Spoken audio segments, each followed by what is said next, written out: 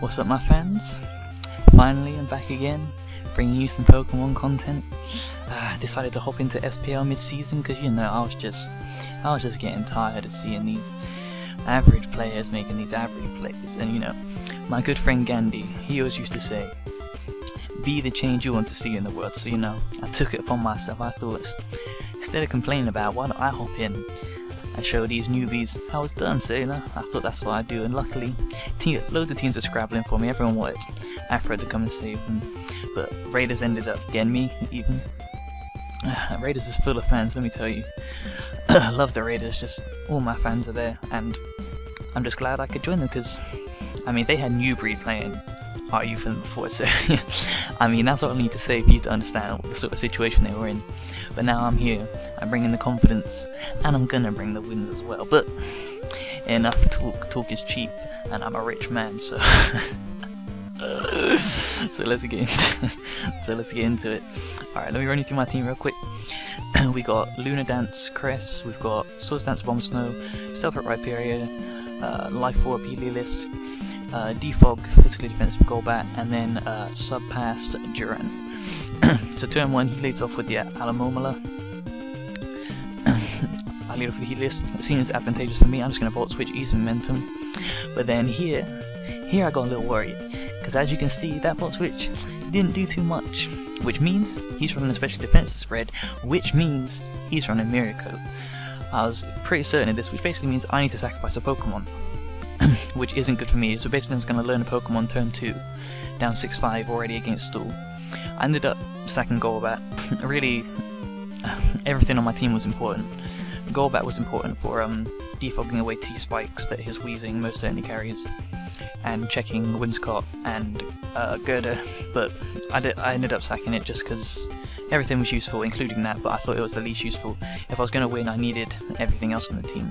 So yeah, I lose I lose Golbat turn 2, and at this point everyone on my Skype was flashing me, just saying like, "Oh, Afro's getting fucking destroyed, oh, blah blah blah, all these shit players beacon."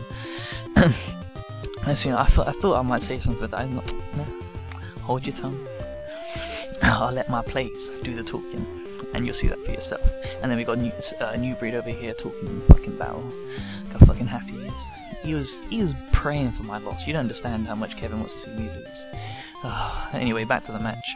Full switch out on his Whimsicott, that does a lot, so I know he's not a bulky spread. Go out to Bomb Snow, get this hail up, get this Mega Evolution off, just go Ice Shard, safe play. Now, my Bomb Snow is called Innovation, but it's actually not a very innovative set. That's one of the mind games I like to play. Staying on his knockoff here, and then I go out to Cress on his Drain Punch, you know. And this is actually pretty important, because both these Pokemon go on to play a big role in me winning, me possibly winning. So it was important I made this plays. Double out, knowing he's going to switch out, doesn't want to take a Psychic or Moonblast or anything. I go for Earthquake, predicting him to get Rocks up, but that was actually pretty dumb because he has a Regirock, and all Regirocks ever do is set up Stealth Rocks and check Moltres, so I should have known his Steelix wouldn't be the one with Stealth Rocks, so he gets a free switch out to his Weezing. Not too big a play, but getting some Rock Blast damage on this thing would have been nice.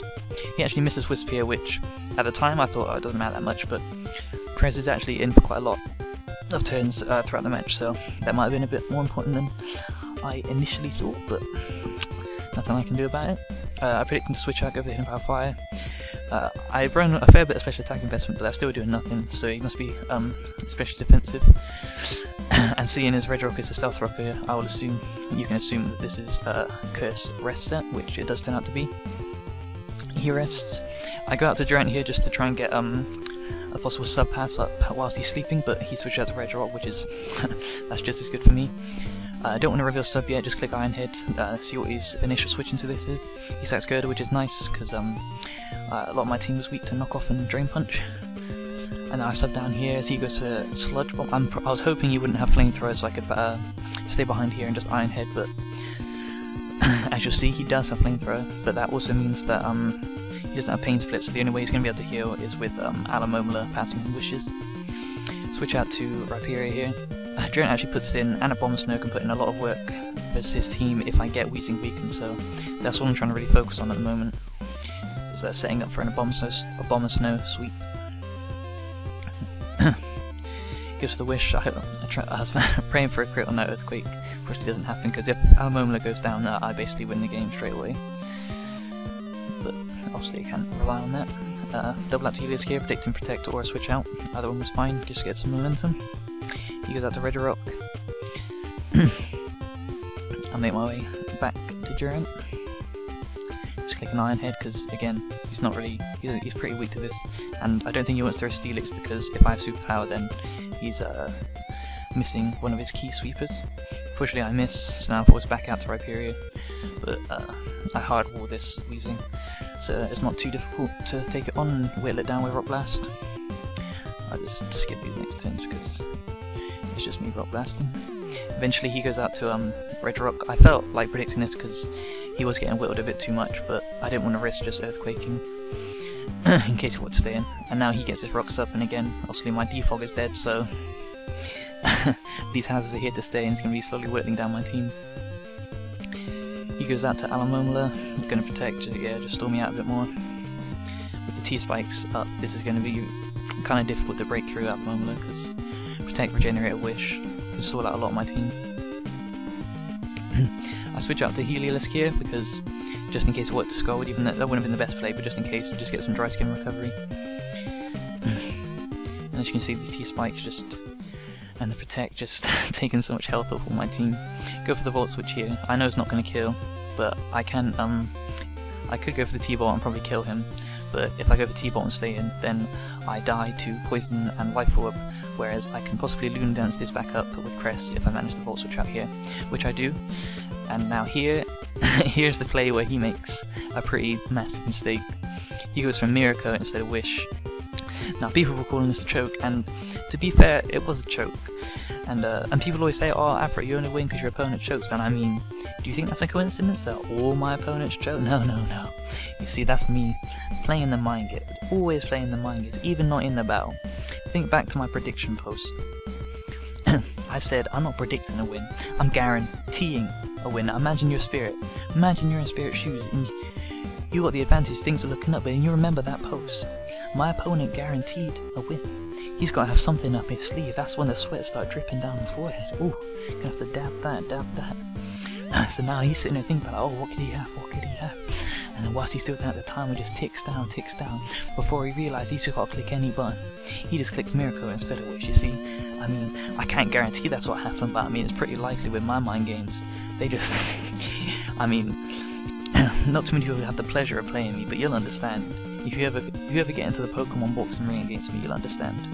And then here he stays in again, even though he could have switched. He should have switched out, but he risked sacking Weezing or Steelix if I had superpower, which I didn't.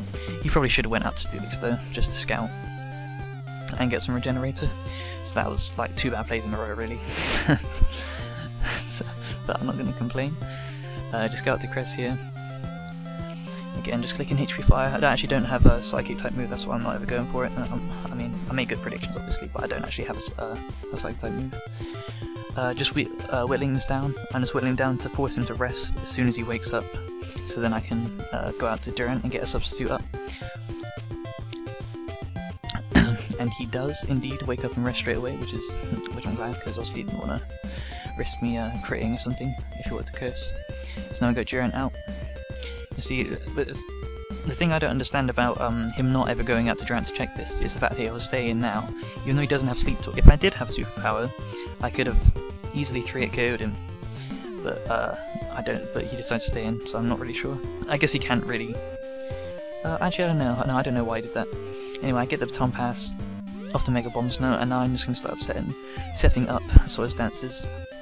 I got 4 turns to work with the Toxic Spikes up, so I should either be able to kill 2 Pokemon or kill 1 and severely weaken 2. Depends on what he wants to do.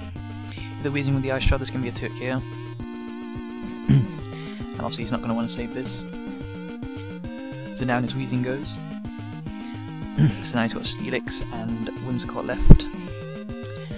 And he decides to sack Whimsicott to keep Steelix as healthy as possible, seeing as, from his perspective, I have nothing to beat Steelix. Hidden Power Fire Crest is really the only thing that can touch it, since Heliolisk is dead to rocks.